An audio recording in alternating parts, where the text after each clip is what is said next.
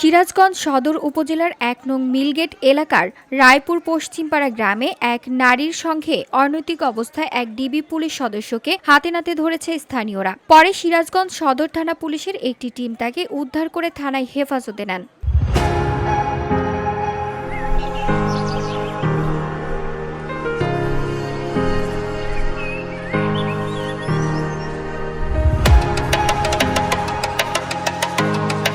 বুধবার দুপুরে ২:৩০টার দিকে এই ঘটনা ঘটে। অভিযুক্ত পুলিশ সদস্য সেলিম আহমেদ টাঙ্গাইলের বাসিন্দা। সে সিরাজগঞ্জ জেলা গোয়েন্দা শাখার কনস্টেবল হিসেবে দায়িত্ব পালন করছেন।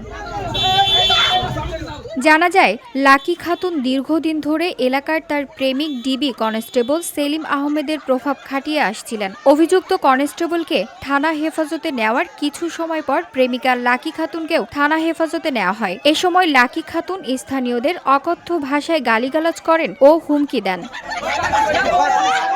সিরাজগঞ্জ সদর থানা পুলিশের ভারপ্রাপ্ত কর্মকর্তা মোখলেসুর রহমান বলেন, আমাদের থানার তদন্ত কর্মকর্তার নেতৃত্বে একটি টিম নিয়ে তাদের থানায় আনা হয়েছে। এ বিষয়ে জেলা গোয়েন্দা থানার ভারপ্রাপ্ত কর্মকর্তা মোহাম্মদ একরামুল হোসেনকে একাধিকবার ফোন করা হলেও তিনি কল রিসিভ করেননি। VOD Bangla news desk.